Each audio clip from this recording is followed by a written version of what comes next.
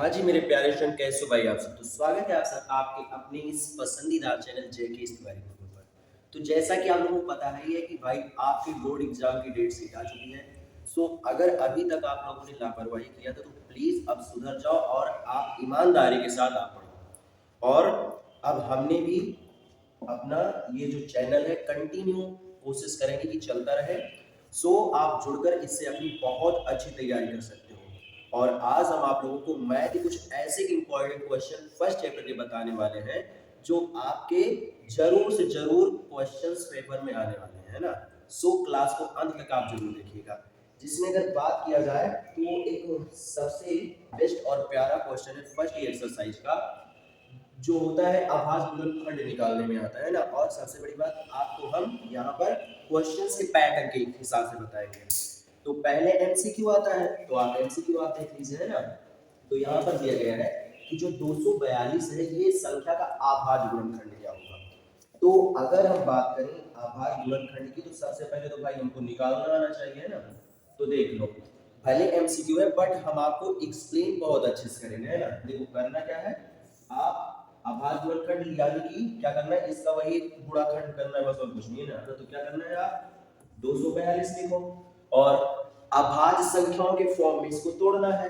तो यहाँ पर आप देख लीजिए, अगर कोई संख्या का लास्ट अंक 2, 4, 8, 0, 6 कुछ भी हो, है ना, सम हो और बाद में मान चलो 0 है, तो 2 से कटने वाला है। यहाँ पर 2 बार है, 2 से कट जाएगा। तो क्या हो जाएगा, एक बार आप 2 से काटोगे तो 2 एक कम 2, और उसके बाद 2 दूना 4 और फिर 2 एक कम 2। अब ये किससे कटेगा।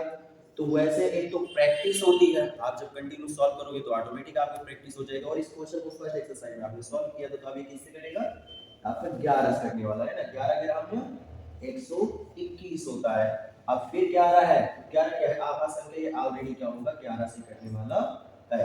यानी कि ये जो 242 संख्या है इसको हमने तीन अभाज्य संख्याओं में यानी कि 11 और फिर से 11 और 2, इन तीन में काट दिया है। अब आप देख लो जहां पर ये मिल रहा वही आपको हो जाएगा। तो ये इसका जो ऑप्शन नंबर हमारा ए है वो राइट हो जाने वाला है कि 2,11,11। बट यहाँ पर आभाज्य गुणनखंड के फॉर्म में लिखना है, इसलिए गुणनखंड है तो क्या करेंगे, गुणा आप लोग लगा देने वाले है ना। तो ये आपका ऑप्शन नंबर फर्स्ट राइट हो जाने वाला है। इसके बाद में हमारा तीसरा क्वेश्चन है कि ये जो 540 है, अब आप देखिए ये एक हिसाब से आभाज्य गुणनखंड के फॉर्म में दिया गया है ना। तो 540 है, उसका जो आभाज्य गुणनखंड है इस फॉर्मेट में है, अर्थात 2 की पावर x इंटू 3 की पावर y इंटू 5 की पावर z। तब x plus y minus z किसके बराबर होगा, इन सब में से देखना है ना। तो हम क्या करें, पहले तो आभाज्य गुणनखंड 540 का निकाल लेते हैं ना। तो क्या करो, आप 540 का आभाज्य गुणनखंड निकालो, है ना। तो चलो हम क्या करेंगे कि यहाँ पहला नंबर ये 2 से कट जाएगा तो 2 दूना 4 हो जाने वाला है, और 2 सत्ते 14 और 2 जीरो 0, ये हुआ। फिर अब ये 2 से कट जाएगा, 2 एक कम 2 और 2 तीनिया 6, है ना। 2 तीनिया 6 और एक बचा जाकर 2 पंचे 10, ये हो गया जाकर। उसके बाद हमें किससे कटेगा, 5 3 8 1 9। अगर संख्या का लास्ट अंक क्या है, सम है या 0 है, तब 2 से कटेगा। और अगर संख्याओं के अंकों का योग 3 से कट रहा है तो 3 से कटेगा। तो 5 3 8 1 9, ये 3 से कटने वाला है ना। तो 3 से आप काट दो तो क्या हो जाएगा, 3 चौक 12 और फिर 3 बचे 15। अभी भी ये 3 से कट जाने वाला है ना। तो फिर से 3 से काट दो तो 3 एक कम 3 और 3 बचे 15। अभी भी ये 3 से कट जाएगा तो 3 बचे 15, 3 बचे 15। और उसके बाद में फिर अब ये ऑलरेडी 5 से कटेगा, क्यों, क्योंकि 5 एक आभाज्य संख्या और आभाज्य संख्या खुद से ही करती है। 5 एक कम 5, ये हमारा बन गया आभाज्य गुणनखंड, है ना। तो समझो क्या है, अगर इसका आभाज्य गुणनखंड लिखेंगे हम तो जो हमारा 2 है ये 2 बार आया है, अर्थात बनेगा हमारा क्या, 2 की पावर 2, है ना, इनटू जो 3 है हमारा वो क्या है, 3 बार आया है, तो 3 की पावर 3 और इंटू 5 ओनली 1 एक बार आया, यानी 5 की ओनली 1 5 लिखो या 5 का पावर 1 लिख दो। अब आप समझो यहाँ पर लगभग वही फॉर्मेट दिया गया ना, अर्थात अगर इससे हम रिलेट करें तो आप ऐसा समझ सकते हो कि यहाँ पर जो x का मान है ना, x बराबर, अब 2 की पावर यहाँ x, तो यहाँ 2 की पावर कितना है 2, x का मान 2 है, और y का मान अगर हम देखें तो यहाँ 3 की पावर 3 है, यहाँ 3 की पावर y, अर्थात y का मान 3 हो जाएगा, और 5 अर्थात जो z का मान है वो हमारा क्या हो जाएगा 1 हो जाएगा। अब हमको निकालना क्या है, x plus y minus z, है ना, निकाल लो बढ़िया आराम से, तो क्या हो जाएगा x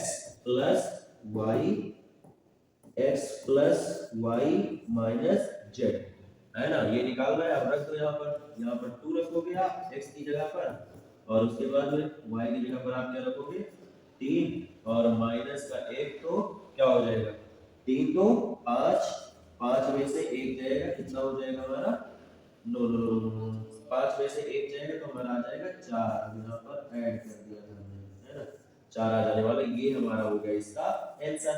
अब 4 जिस भी ऑप्शन में हो आपका राइट हो जाएगा, यानी कि जो हमारा ये ऑप्शन नंबर ए है 4, यही हो जाने वाला है राइट। आया समझ में। उसके बाद क्वेश्चन नंबर 4 है हमारा कि दो संख्याओं का गुणनफल 2366 है और इनका जो लघुत्तम समापवर्तक यानी जो लासा है वो 182 है ना, तो हमको क्या महत्तम समापवर्तक यानी कि क्या करना है, मासा हमको बताना है, क्या करना है, मासा बताना है।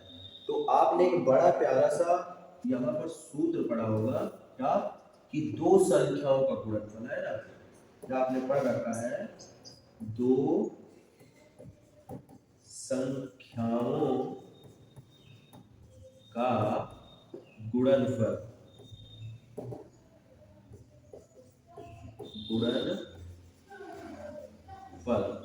ये बराबर होता है किसके,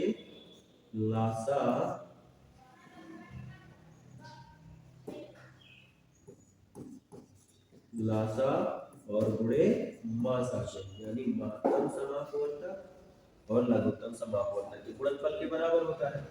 अब इसमें अगर देखें तो दो संख्याओं का गुणनफल तो हमको कितना 2366 ऑलरेडी दिया ही गया है।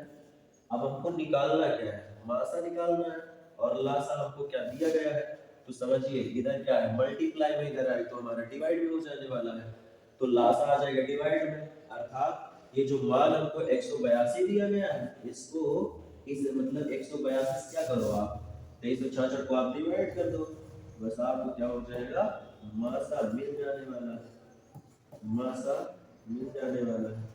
आप डिवाइड करो, जब आप डिवाइड करोगे 182 से तो यहाँ पर क्या आएगा, इसको 2 से काट दो तो 2 नवा 18 और 2 एकम 2, और फिर इसको 2 से काट दो तो 2 एकम 2 और 2 एकम 2 और 2 अट्ठे 16 और 2 तीन 6, है ना, और उसके बाद में 91 से काटोगे तो यहाँ पर हम 3 अंक लेंगे, है ना, तो एक बार जाएगा, और उसके बाद में फिर यहाँ से क्या होगा हमारा 3 बार में जाने वाला है, मासा जो आएगा वो ऑलरेडी हमारा क्या हो जाएगा 13 आने वाला है। इसको क्वेश्चन सॉल्व करने के कई सारे तरीके होते हैं ना, ऐसे आप समझ पाओ तो ऐसे भी आप कर सकते हो कि ये जो मान चलो जैसे 2366 यहाँ पर फिक्स है ना, अब आप 182 का क्या करो इन सभी ऑप्शनों में मल्टीप्लाई कर दो, अगर जिनसे भी 2366 आ जाए वही वाला आपका राइट हो जाएगा। आप कर सकते हो, देख लो 13 दूना 26, 26 में कितना आ जाएगा 6, और फिर 13 13 26 के 6 2 आपका हासिल आया है, 13 13 तो 26 13 39 तो 64 65 13 77 10 के 97 13 के 104, 104 और तो कितना हो जाएगा 106, है ना, 106 हो गया जाकर, अब 10 आपका हासिल हो जाएगा, 13 कम 13 13 10 आया समझ में। कई तरीके से आप सॉल्व कर सकते हो, चाहे ये वाला आप सूत्र लगा दो या सॉल्व फॉर्म में आप ये तरीका अपना सकते हो कि जितना भी दिया गया हो आपको गुणनफल उसमें चाहे लासा हो या मासा हो सारे ऑप्शंस में आप क्या करो मल्टीप्लाई कर दो, तो दूसरा वाला आंसर अपने आप निकल आएगा, है समझ में। तो ये ऑप्शन नंबर ए आपका राइट हो जाने वाला है। इसके बाद क्वेश्चन नंबर 5 है कि यदि P बराबर a v q, तथा q बराबर a की पावर 4b, जहां p और q धनात्मक पूर्णांक, यानी जो p और q है ये एक धनात्मक पूर्णांक की भांति कार्य कर रहा है, और जो हमारा ये a और b है ये आभाज्य संख्याओं के जैसे कार्य कर रहा है। अर्थात वही आप समझ लो, जैसे हम लोग क्या करते थे, एक धनात्मक पूर्णांक का क्या करते थे, आभाज्य गुणनखंड निकालते थे, वही फॉर्मेट है, सेम टू सेम है। तब हमको क्या बताना, ये जो p और q है इसका लासा क्या होगा। तो लासा में आपने पढ़ रखा है कि जो लासा होता है उसमें हम कॉमन वाला भी लेते हैं और बगैर कॉमन वाला भी लेते हैं, यानी जो दोनों में मिल रहा है वो भी लिया जाएगा और जो दोनों में नहीं मिल रहा है वो भी लिया जाएगा। और मासा में केवल कॉमन वाला लिया जाता है ना। तब आप समझो, अभी p बराबर हमको क्या दे रखा है, a b क्यूब, है ना, और q बराबर हमको क्या दे रखा है, a की पावर 4 और b, ये दे रखा है। अब आप समझिए, अगर हम इनका p, q का केवल लासा चाहते हैं, है ना, केवल क्या चाहते हैं, लासा, तो क्या होगा, कॉमन वाला भी लिया जाएगा और बगैर कॉमन वाला भी लिया जाएगा। तो अगर इसको आप क्या करो, इसको चाहो तो आप पूरा तोड़ भी सकते हो, नहीं तो ऐसे आप समझ लो, लासा में सबसे बड़ी वाली पावर लेते हैं, तो सबसे बड़ी वाली पावर a का हमारा 4 है और b का हमारा क्या है, 3 है। यह काम तो तुमको और अच्छे समझाने के लिए हम इसको तोड़ ही देते हैं ऑलरेडी।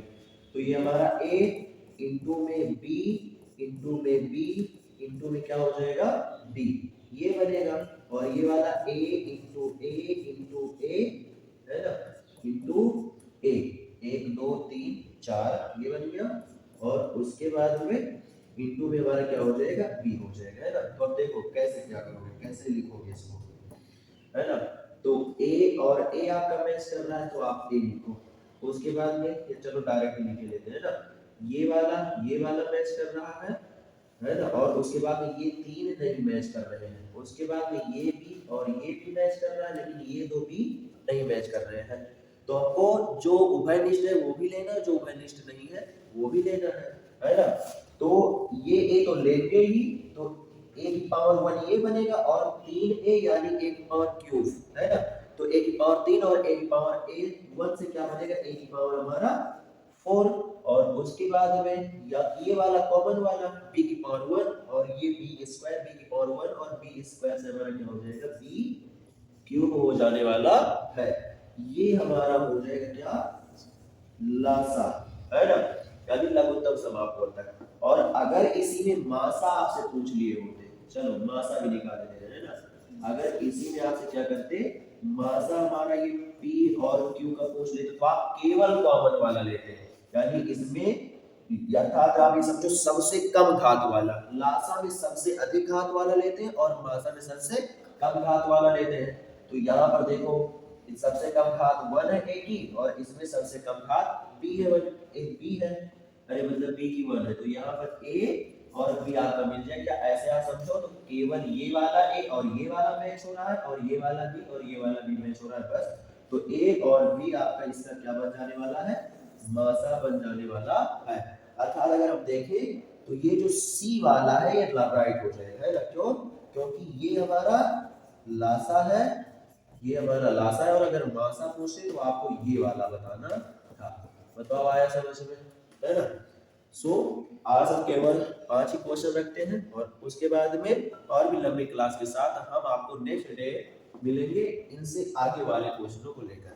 और अगर आपको क्लास कुछ अच्छी लगी है या आपने कुछ अच्छा सीखा है तो कमेंट करके आप जरूर से जरूर जाइएगा। ओके, सो नए होगा तो चैनल को आप सब्सक्राइब भी कर लीजिएगा। Okay, bye bye student.